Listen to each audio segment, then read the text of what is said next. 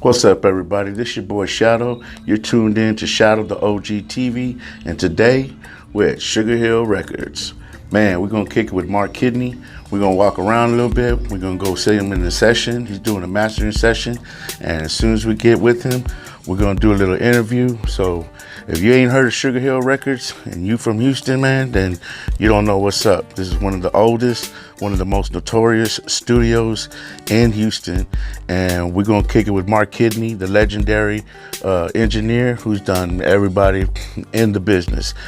So keep it live, keep it subscribed right here, Shout Out to OG TV.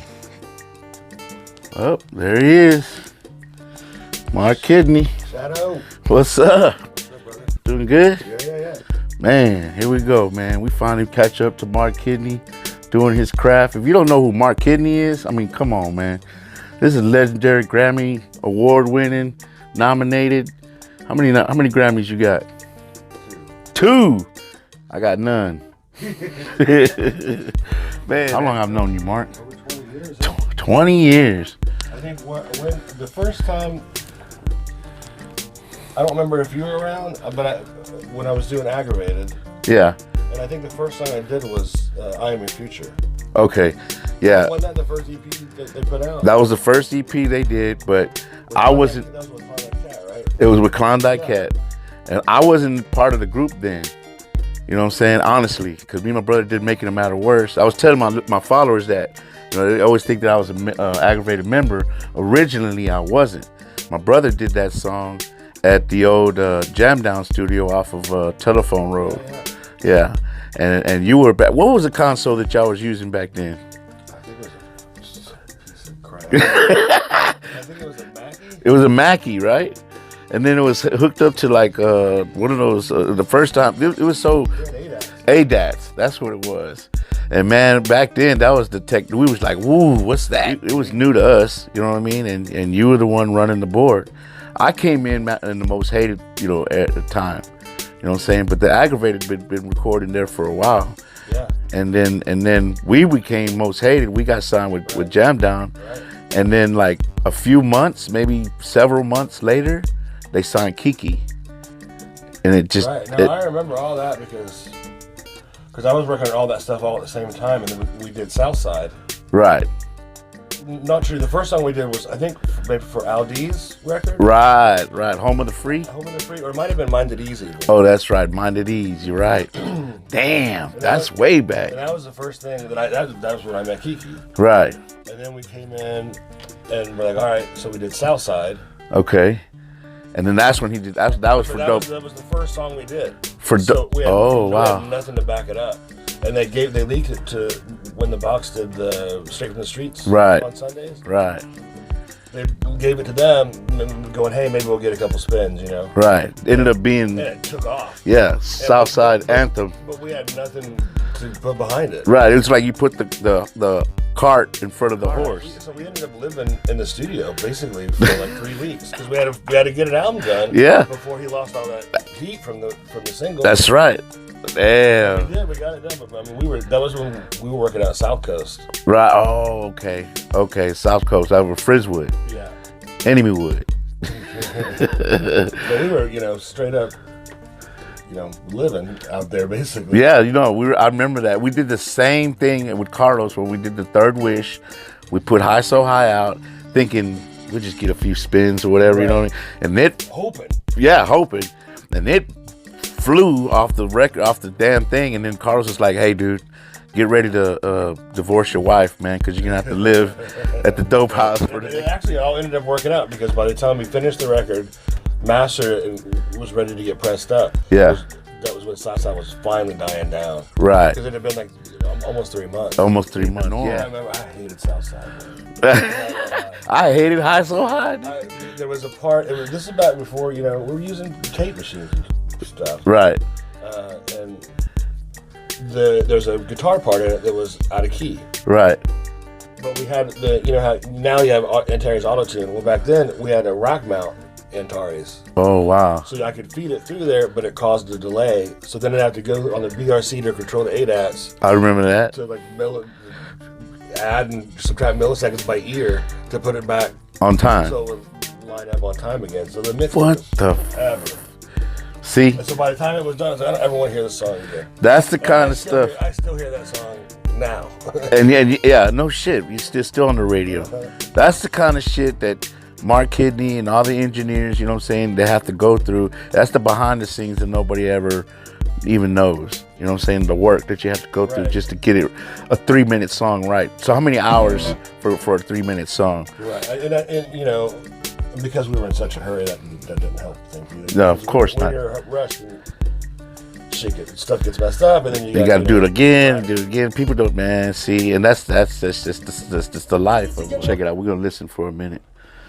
That's dope, Mark. Seguro que le doy cuando el gatillo pide. Estoy acostumbrado a esto. Estoy acostumbrado a esto. Desde chiquillo aprendido. Lines sapos que andan buscando los clavos. Hustling haciendo los varos. Con mis compas los locos tumbados. En la esquina retachando los dados. Llegó el águila con, ándese con cuidado. Fumo demasiado hasta parezco chinillo. Well, yeah, I've been mixing all their stuff from Virus for like the past decade. Oh wow. And I think this is maybe the 3rd or 4th record I've done for someone. Mm-hmm. And that's his name, someone? Someone, SM1. SM1. Okay, cool. But it's actually spelled like the whole word someone and then SM1. And then it's SM1. That's dope. And they're part of Quinta Sol. Or he was a member of Quinta Sol? No. It's from the same label. Oh, it's from the same label. Quinta Sol, man, they got some dope Spanish. And this record's been done a few times. Oh, wow. Like we finished it a few times, and they keep changing stuff, which is cool.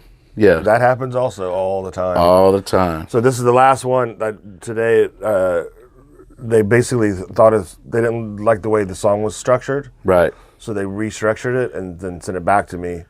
And then I ran it through the mix that I'd already mixed. Right. And mastered it now. I'm just plugging it into the CD because the CD was basically done before this. Okay. So all I have to do is plug in the new version and run out iTunes copy. Exactly. This is how you really do it. You know what I'm saying? And it just sounds so crisp and so clean. That's dope. You just continue what you're doing. I don't know what.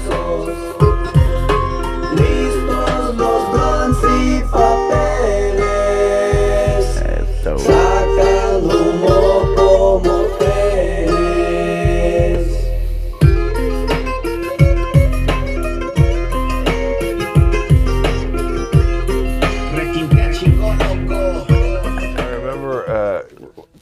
One of my favorite stories to tell.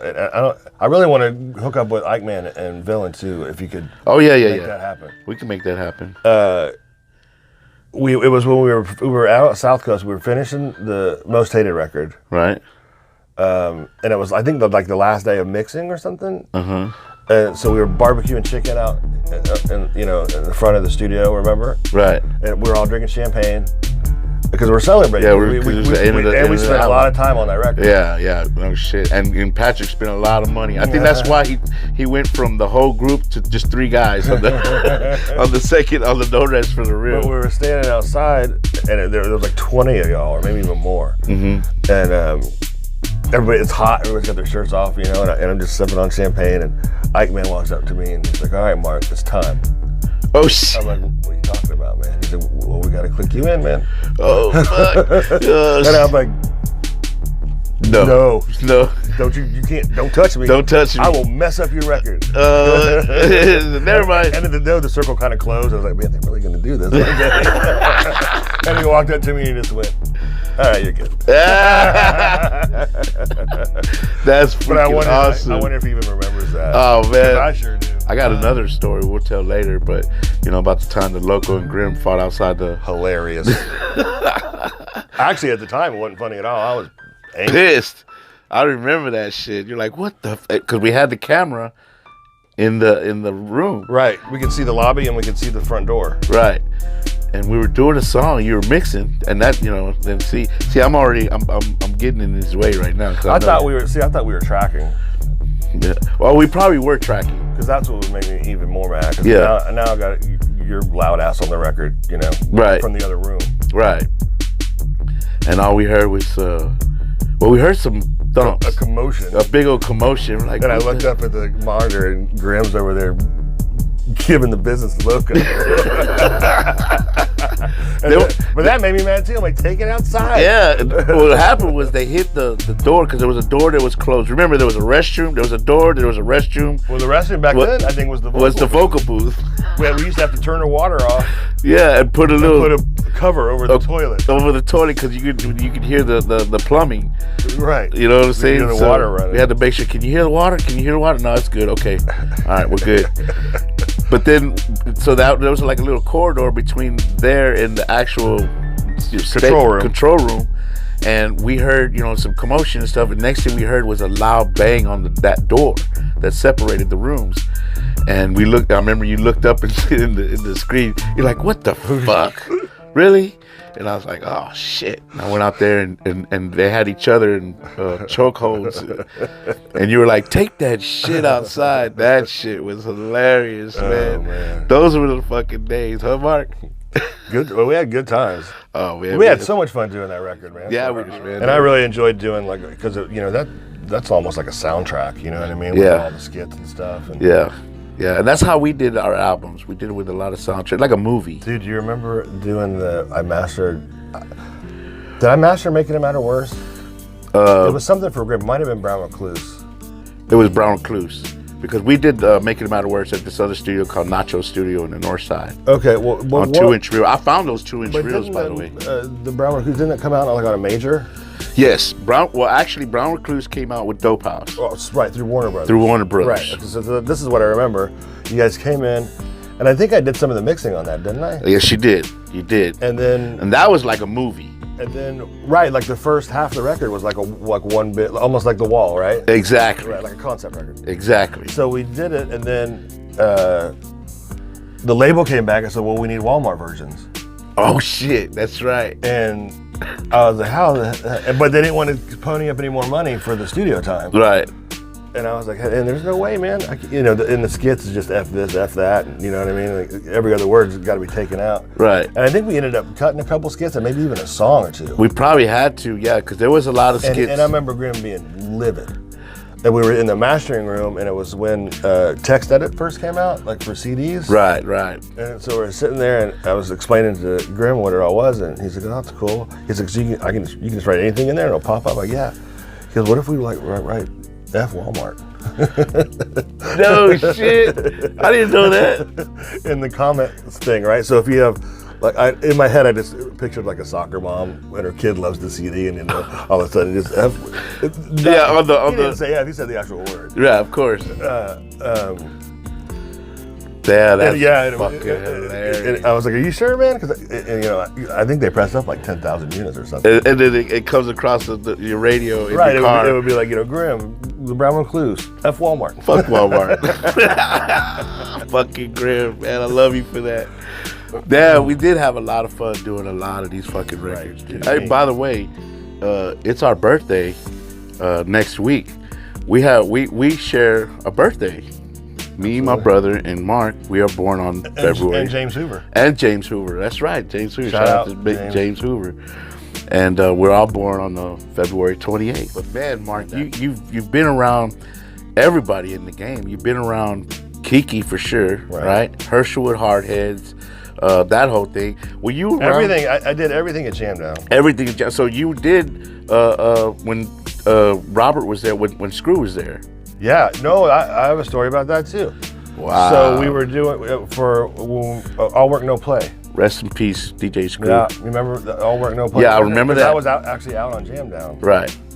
And I used to hate Screw, not him as a person, but the music. The music. Because it's always messing up my mixes. Right. Because you can hear, now all of a sudden you slow it down, you can hear compressors pumping and breathing, all these stuff that I would want to fix, right? Right. So me and Screw were sitting there talking, and I was like, hey man, why don't we do this record different?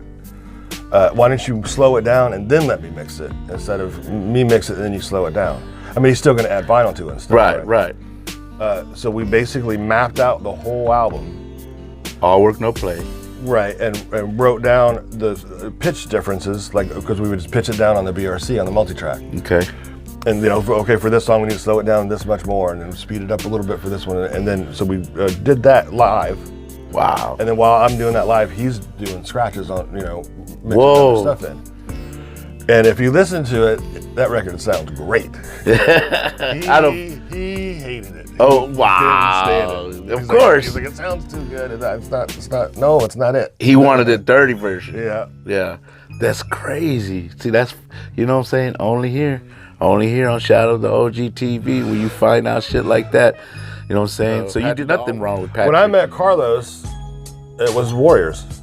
Yeah, it was. And I remember he came in and we were recording that song. And I'll never forget, Morticia might throw a fork at you. Yeah. Daddy, who is this dude? Yeah. And I remember, then I saw him all the time after that. It seemed like he was always around after that. Yeah, he was. He was always wearing a white t-shirt. It seemed like he always had a tall boy Budweiser. Exactly. You know what I'm saying? Or OE or Mickey's. You know what I'm saying? And actually that he recorded that in that restroom. I have footage of it. Yeah. I remember that. I have footage of it. Flip, my boy Flip, man, he has that footage, and we just need to get together and hopefully he can give me a piece of that. One of those songs that you guys did, I can't remember. It might have been from the I Am Your Future thing. I think it was a Click song. But at the very end, you know, everybody's shouting out names. Shake, strength, and numbers. Strength, and numbers. I think it was maybe Rafiq. Somebody got in the booth and they were shouting out names, and it's just funny because it's like, you know, Grim and Villain and Shadow and and Mark Kidney.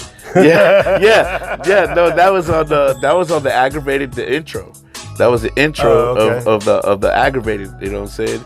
Yeah. What's up, Southeast? Remember, he was like, "What's up, Mark Kidney?" You know, it was Rafiq. Yeah. Damn. I forgot. Oh man, I remember Persistence Promotion. Nothing wrong with Patrick. You know who I think about a lot, and I wish I knew if he was even still around. Is FaZe. Oh, you know what? Somebody brought it. Oh, it was Big C. Big C. Shout out to Big C. He brought him up. We talked about FaZe, and I've gone on the internet and I've seen, because Jam Down has their little roster of all their albums and stuff, and I seen that one album. Did he ever put that album out? No, never. But they did a cover. Remixed and mastered. So you did do an album, but it never came out. I think we did an EP. Okay. Because I know we did a single with Kiki. That's crazy. For FaZe though. Yeah. And then he did a song called Mad About Melody. Man, that guy was brilliant. Oh man, he came on No Rest for the Real. You know what I'm saying? He came on Lowrider. Lowrider. You know what I'm saying? Yeah, he came on a boatload of stuff. Figure out what it is. He was a great producer too. Yeah, he was. I wonder whatever happened to FaZe. Yeah, that's what I'm saying. I wish I knew. I'd still use him if I knew how to get a hold of him. Yeah. See, Mark is one of the best at mixing. His ears, top of the line. I call him wolf ears. You know what I'm saying? But he's got great ears and he just knows his shit. You know what I'm saying? And he makes your shit just sound so badass. You know what I'm saying? I appreciate that. No, it's true. It's true. You know what I'm saying? Whenever I can afford him, I call him. You guys want to know, when you find a good engineer, look at their discography and see how many, if they work with the same artist like for multiple records in a row, that's who you want. Yeah. Because that means those people aren't leaving. Right. I've got artists that I've done, 12, 13 records for. Like us. And they're not going anywhere. Yeah. Or I hope they don't, I hope they're still happy. And, it's my job too. I got to stay on top of everything. Well, I look at it like this, Mark. I look at it like this. It's like whenever you choose a doctor, or hell, whenever you choose somebody that's going to cut your hair, like you're going to go to that same person over and over because you trust them and you love the way that they take care of you. And the more you work together, the better things get. Right. So, just look at. I'm gonna show you his list of people that he's worked with. I can't even name them all. Right? It's just go to his website. What's the name of your website? TheStoneSound.com. TheStoneSound.com. Go to that website. And there you can reach me. It's got my phone number. It's got my email address and all my links to my social media. There it is. You know what I mean? We're gonna post it right here. You'll see it right above Mark's head right now.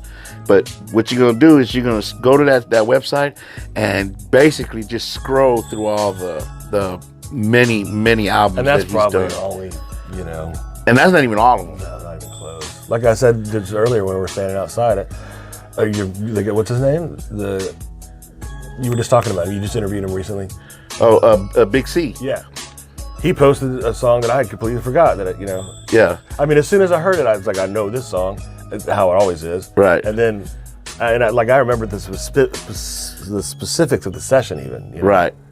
But you didn't recall it until you had to hear what the name of the song was. I mean, that was forever ago. that was like Don't Mess with Texas days. Yeah. So that was back in the 90s, man. We was on You top remember of the going world. to the release party when they signed a polygram? Nuh-uh. When Jam Down signed a polygram? Nuh-uh. I don't You didn't remember. go? I know most of Aggravated was I there. probably Or went, but most dated. those are some phasey days. No pun intended, phase. But those were some.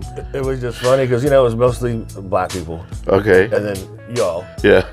And then me, right? And I didn't want to go. Patrick walked into the studio. We were working. And you were a long-haired hippie at the time.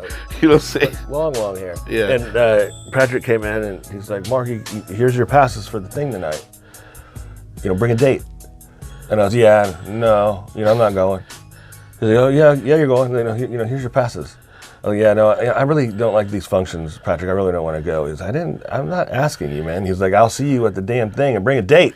No And I shit. stormed out and I was like, shit. So you went. I got a date and I went. And it was hilarious because BET was there even. Oh, I think I do remember that. It was a big deal. Yeah, okay.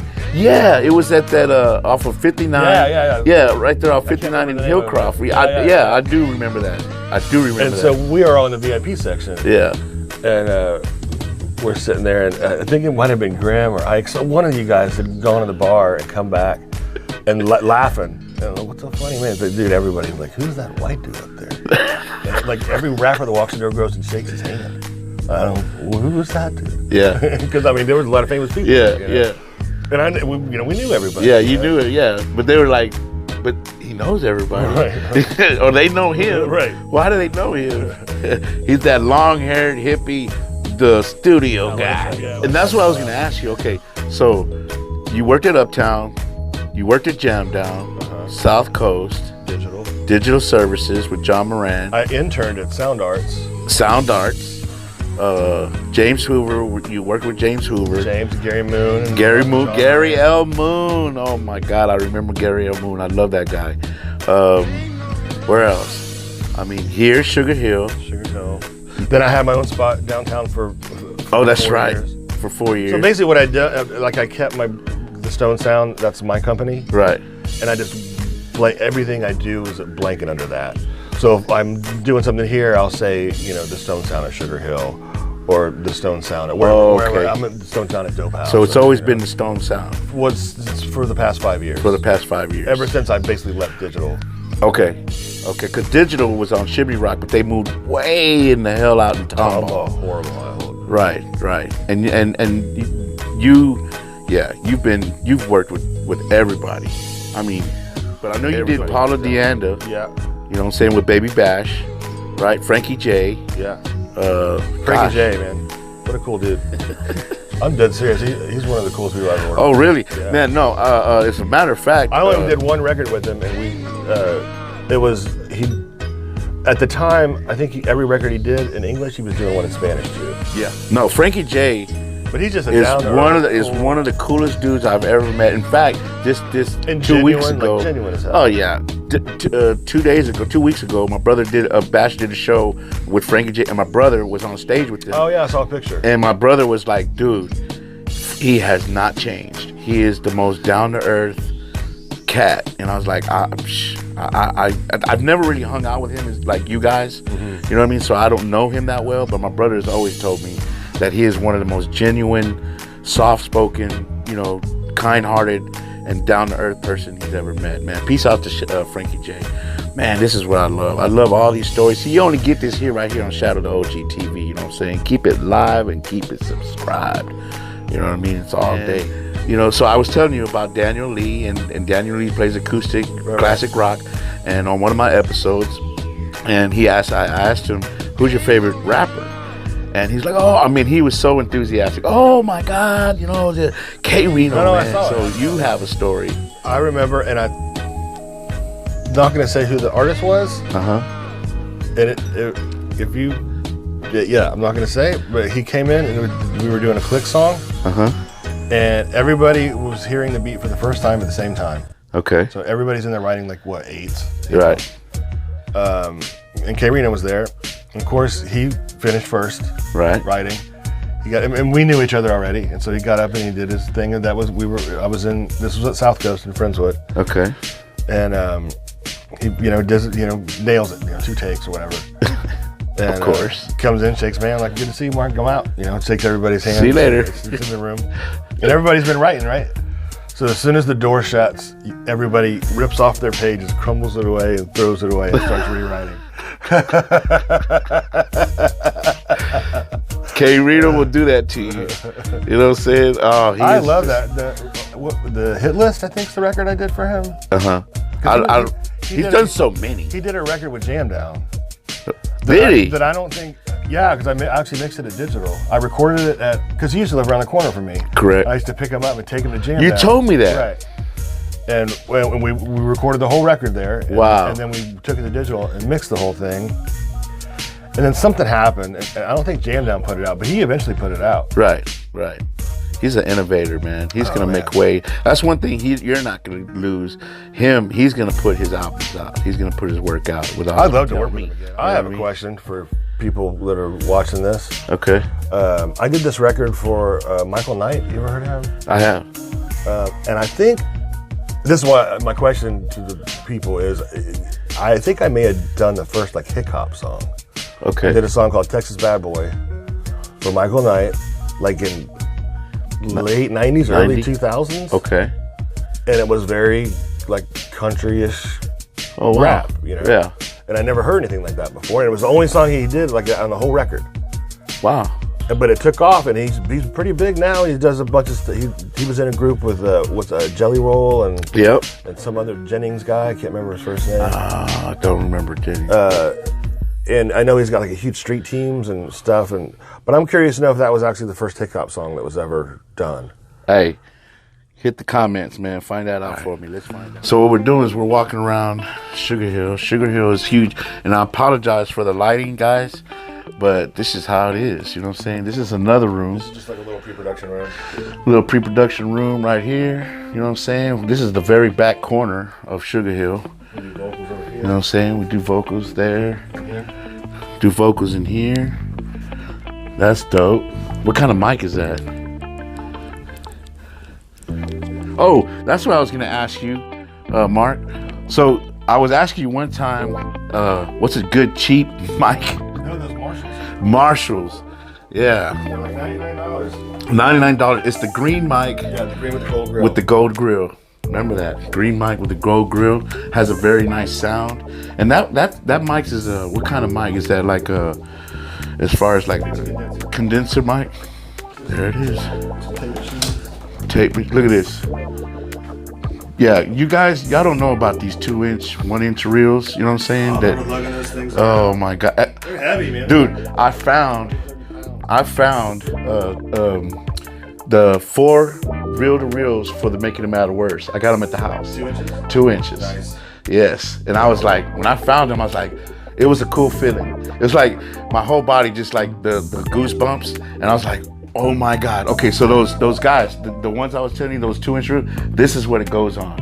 And if you were a master at this thing right here, you had a job. You know what I'm saying?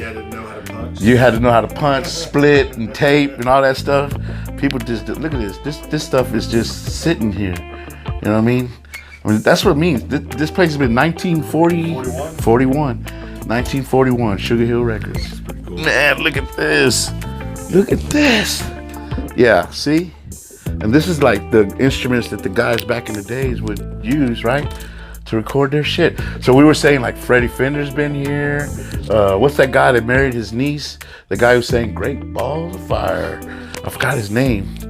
But I'm sure my people in the comments would tell me, oh my God, stuff. Look at this room. Look at that. That's freaking awesome, dude. That's what I like about coming to studios like this, that just have that vintage, you know what I'm saying, old school shit. This is rare. Man, this place is huge. Video. Oh, check this out, guys.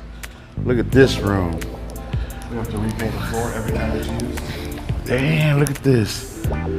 This is a huge video room. And if you want to play basketball, there it is. You know what I'm saying? That's how huge. There's an actual garage door. So you can pull your car in, Oh yeah. Instead of CGing it later, you can actually. You can actually pull in your lowrider. You know what I mean? This is dope. You know what I'm saying? SugarHill Records, man. It's been here forever. We're getting the grand tour, the 5 cent tour of SugarHill. This is dope. This is really cool. This is the behind the scenes that I've been talking about, you know what I'm saying? Shout out to OG TV, the stuff you don't really see. This is just a warehouse. This is a warehouse. Look at this. Just a bunch of Tapes. Look at that. Look at that, guys. Then we have another vault upstairs, which I'm not going to show you. Yeah, that's cool. I appreciate It's like 3 times the size. Good And Lord. it's just full of tapes. We even have some Freddie Fender costumes up there. Whoa. Freddie Fender is my wife's most favorite artist, and especially in Christmas time. Yeah, she's a tears on my pillow and all this stuff. Look at this. This is cool as fuck, man. This is dope. Man, I love this. Yeah, see, to me, this is like, you know, I'm in heaven. You know what I'm saying? What kind of board is this? Look. It's an old Triton.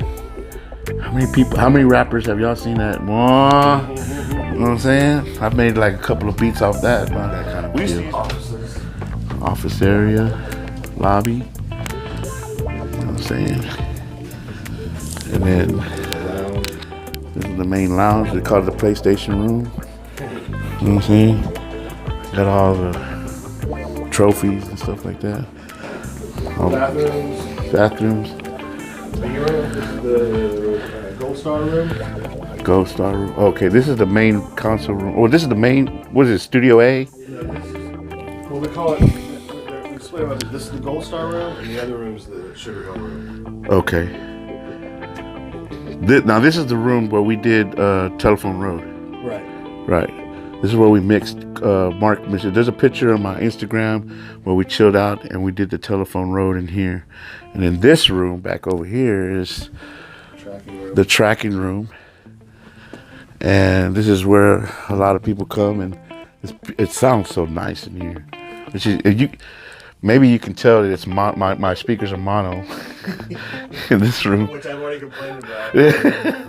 Hey, I'm sorry, man. You know what I'm saying? I should know better, man. But I buy $30 mics. You know what I'm saying? So, but this is the main tracking room, and I mean, the walls could talk. You know, it's got so much history right here. No joke. This is crazy. This is badass. And then it says up there, SugarHill Studios. That's dope. Man, I appreciate you just letting me walk around this mug. I don't think we can go back in the SugarHill room. I think there's a session that I heard. And see, that's where Bushwick, I last saw Bushwick here when he was working on his album right before he passed. He was almost living here. My wife. This is a reverb chamber. Oh yeah. I remember when they showed me that when we did Actually, it's just a big concrete room with a speaker and a microphone, so you can feed signal from the control rooms into here and get a natural reverb. And depending on where you place the mic and the speaker, changes the.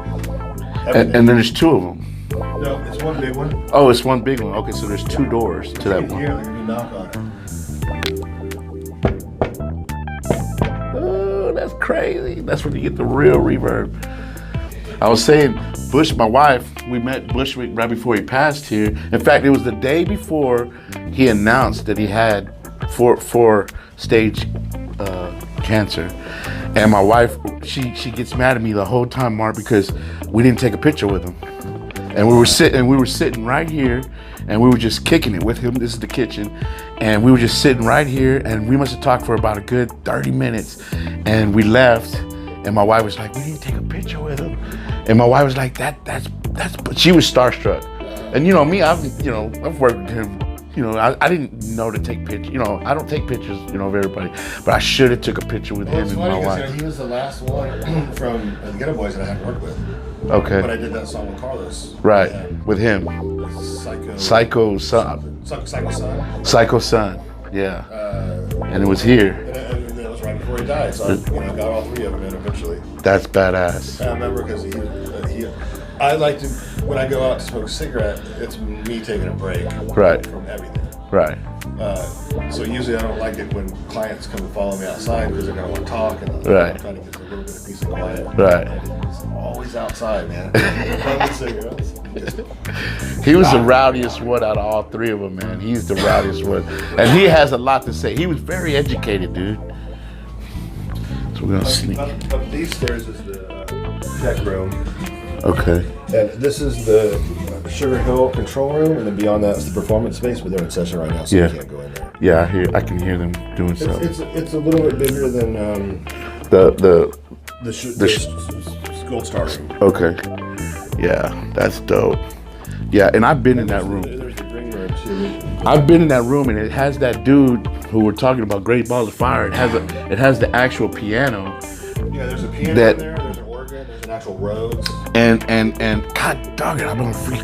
But he had the piano in there, and I looked, and because we're working on last year violinist in there, and we had a violinist come over here, and what happened was I started seeing these burn marks on the piano, and that was the dude who he would play the piano, Lewis. Oh, God, dog, I can't remember. We're getting there. We're getting there, but he had the burn marks on it. I said, yeah, that's what he would do. He would lay his cigarette down. And while he was playing, and he left, it would leave burn marks. Damn, that's bad. I think there's someone in session, so we should be quiet. Okay, so let's be quiet. Shh. The green room. This is dope. This is called the green room. It's another room, microphone room. You see the mic right there. They're in session right now, so we're just not gonna bother them. Look at this. This is beautiful, man. This is epic right here. I love this place. Now, how long you been here now? 2 years? 2 years. That's dope. That is so dope. I wonder why it's called the green room. For multiple reasons. So we got a chance to go and peek in this room that we couldn't see earlier. There's a session in there, so we're gonna be real quiet. Hi, Chelsea. Hey, how's it going? Hey, Chelsea. Hi. One of the other engineers out here. Oh, cool. And he's doing a little a webcast. Awesome. We're going to do a picture if that's all right. Yeah, of course. Can we step out? Or No, you're good. No, you're Everybody, good. This is Chelsea. Hey, How's it how you going? doing? Very nice to meet you. Nice to meet you. I'm Chelsea Cool. R.S. Eldridge. All right, we're gonna look for it. This is dope. This is cool. Watch your step. Yes, sir. But this is the piano. Look at this. This is badass. This is the piano I was talking about. And I don't know if you could see this, but right here, it's like little burn marks right here. This is where he would leave his cigarettes, you know what I'm saying, as he was playing. And I was like, what the hell? You know what I'm saying? But he's very famous, Great Balls of Fire, and this is the piano where he recorded one of those songs, if not that song. Back here. So this is just like the other room over there, but this is the main room, right? SugarHill room. Look at this room. This is badass. Looks like they're ready. We need to get out of here. Yeah. Let's get out of here. All right. Thank you so much for even letting me just come in here and show that off. Jerry Lee Lewis. There it is. There it is. Thank you, Jeremy. Thank you, Jeremy. Awesome. This is badass. So, here we go. Here we are. We have been toured, and Mark Kidney has been gracious enough to let us tour SugarHill Records. Iconic. Recording studio. I said radio station earlier. But this, saying? know what I'm saying? Look at it, SugarHill, man. That's dope, man. We're gonna sign off, man. We're gonna see you soon. Keep it live. Keep it subscribed. Thanks a lot, Mark. I appreciate it. Yeah, we good. Appreciate you. All right, thank you. Awesome.